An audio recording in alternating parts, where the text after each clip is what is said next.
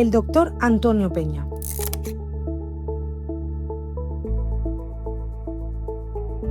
Médico de Vidas y especialista en adicciones, comparte contigo décadas de conocimiento sobre una enfermedad que aún hoy sigue sin comprenderse por muchos. Con un enfoque humano, directo y respaldado por su amplia experiencia clínica, te ayudará a comprender cómo funciona realmente la adicción, qué la sostiene y, sobre todo, por qué es posible salir de ella. Prepárate para descubrir esta enfermedad desde una perspectiva que quizás nunca habías escuchado antes. ¿Qué diferencia hay entre un hábito y una adicción?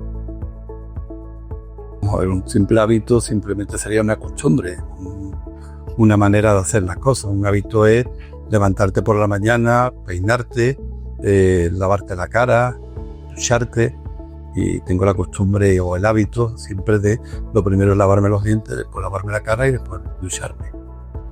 Una adicción es una necesidad de tener que consumir. ¿Cómo se desarrolla una adicción y qué papel juegan los factores genéticos y ambientales? A la adicción se llega por un proceso, no es una enfermedad que aparezca solo exclusivamente por el factor genético. El factor genético influye en la posibilidad de poder contraer la enfermedad, la predisposición a padecer la enfermedad, pero después necesita un factor ambiental. Cuando se empieza a consumir una sustancia, al principio tu cuerpo es capaz de tolerar una cantidad, una dosis. Si yo utilizo un gramo a partir de un gramo me puede hacer daño, pero con el paso del tiempo ese gramo se puede convertir en 2, en 3, en 4, en 5 y cada vez voy siendo capaz de aceptar más cantidad de sustancia en mi cuerpo. Eso lo llamamos tolerancia, cada vez que consumimos esa sustancia. Y no somos capaces de estar en el mismo estado si no es consumiéndola. Por tanto, se genera una dependencia. Y pasado un tiempo, ocurre de que nos habituamos tanto a estar de esa manera siempre que ya no podemos pasar en ningún momento sin estar de esa misma forma, a sentir esa sensación de bienestar. Y entonces es cuando ya necesitamos consumir. A partir de ese momento estamos hablando de adicción. ¿Cómo aprende el cerebro a asociar situaciones con el consumo de sustancias?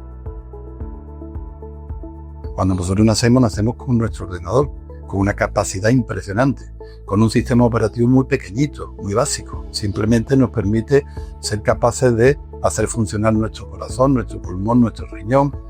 Con el paso de los años nos vamos dando cuenta de que vamos aprendiendo. El niño aprende a caminar, el niño aprende a coger las cosas, el niño aprende a hablar, aprende a reír, aprende a interpretar y aprende a tomar sus propias decisiones. Luego es un aprendizaje continuo. ¿Ese aprendizaje cómo se produce? Pues gracias a que vamos captando permanentemente imágenes del exterior, imágenes que las sintetizamos, las clasificamos muy bien, las ordenamos, las interpretamos y las guardamos. Una vez que tenemos guardadas esas imágenes, a partir de ese momento tu cerebro ya tiene una manera de actuar, de gestionar cada una de las situaciones que viva similares a esa. Y es un aprendizaje permanente. Digamos que ese aprendizaje es el mismo que tenemos cuando empezamos a consumir. Si nosotros empezamos a consumir un día, por las circunstancias que sea, montamos una imagen mediante una gestión concreta, que es a través del consumo, a partir de ese momento, cuando vivamos una situación similar, nos vamos a la imagen que tenemos guardada. ¿Esa imagen cuál es? La del consumo. A partir de ese momento, siempre vamos a gestionar las situaciones similares mediante el consumo. Por eso al principio muchas veces te encuentras gente que consumen cuando supuestamente están felices, gente que consumen cuando están tristes, gente que consumen cuando están agresivos o gente que consumen cuando están totalmente tranquilos. Digamos que son situaciones totalmente opuestas, pero que tienen una sola respuesta, el consumo. ¿Por qué? Porque tienen guardada la imagen a través del consumo para gestionar cada una de estas situaciones. Es un aprendizaje. Luego, el consumo empieza a ser un aprendizaje, la adicción acaba llevándonos a no permitirnos actuar nada más que a través de esa imagen. Para nosotros poder eliminar esa imagen, que no la vamos a poder eliminar nunca, lo que sí podemos hacer es crear nuevas imágenes, gestionando las situaciones de distintas formas, para que nuestro cerebro tenga muchas imágenes distintas para la misma situación.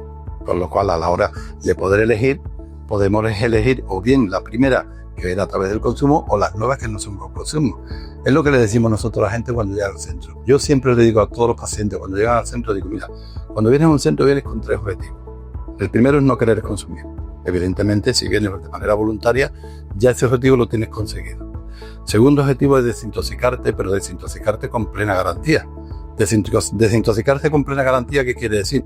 Pues que no tengas ninguna afectación grave cuando dejas de consumir. Entonces, el síndrome de abstinencia pues, te puede producir una ansiedad, una depresión, una angustia, una dificultad para dormir, una convulsión en el caso del alcohol, un delirium tremens, o un brote psicótico. O sea, te pueden producir muchísimas cosas muy desagradables. Pues este tipo de cosas tenemos que evitar que aparezcan.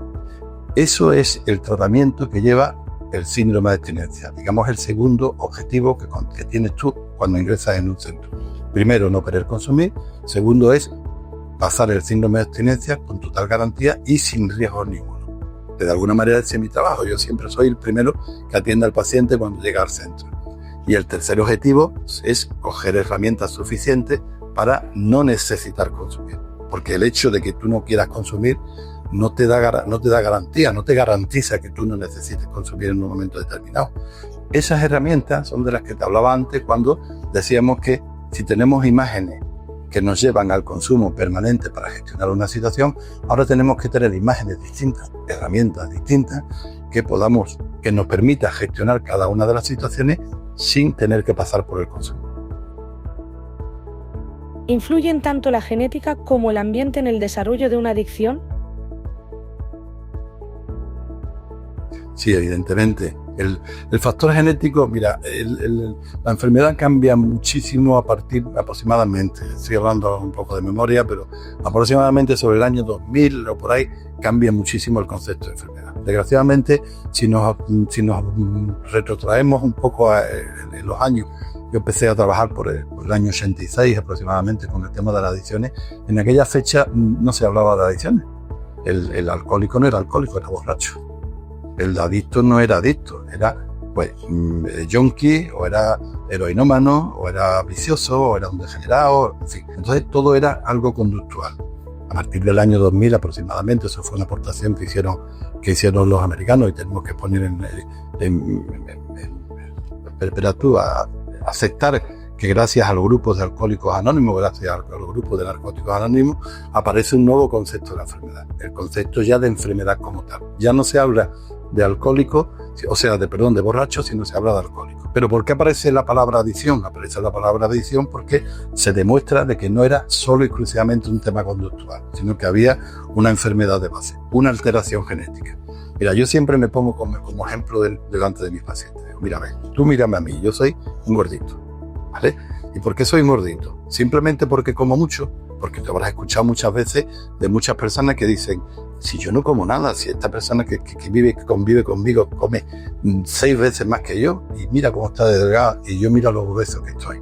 Bueno, pues ¿por qué ocurre eso? Porque hay una predisposición genética a, de alguna forma, a tender a engordar.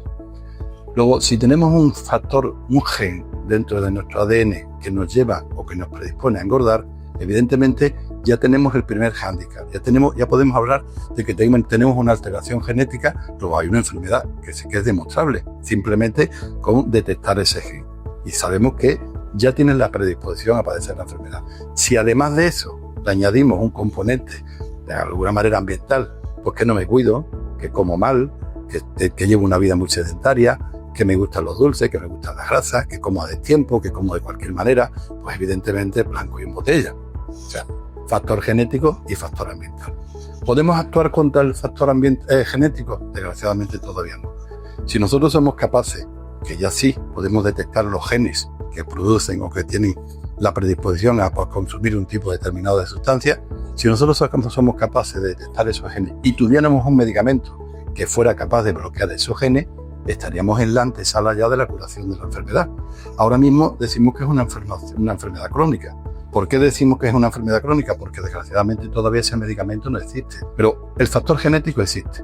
Ese factor genético ya está. Y luego está el factor ambiental.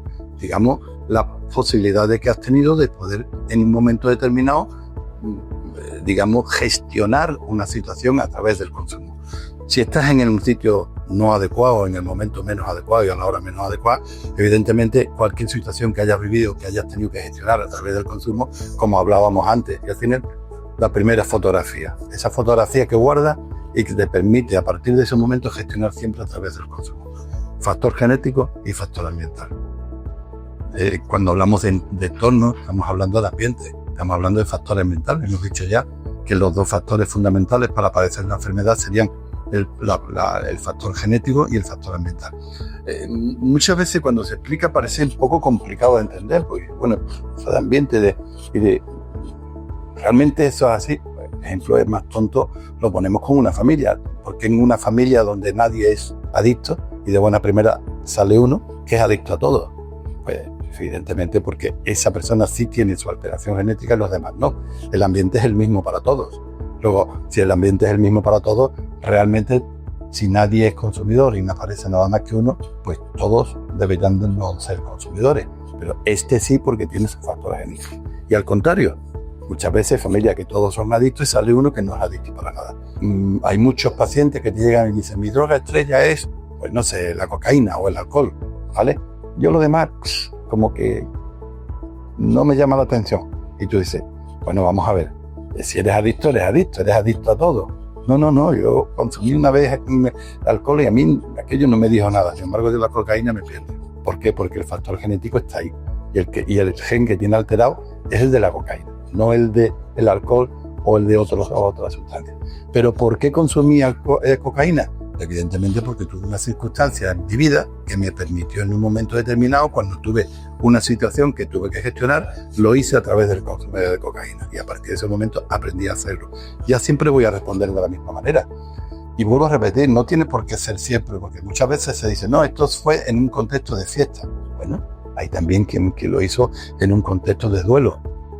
La adicción es mucho más compleja de lo que la mayoría cree, pero gracias a profesionales como el Dr. Antonio Peña, comprometidos con entender la enfermedad y ayudar a quienes la padecen. Estamos cambiando la forma en la que el mundo ve las adicciones, una vida, una historia, paso a paso. Yo soy adicto. Y yo. Y yo. Y yo. Y yo. Y yo. Y yo. Y yo. Y yo también soy adicto.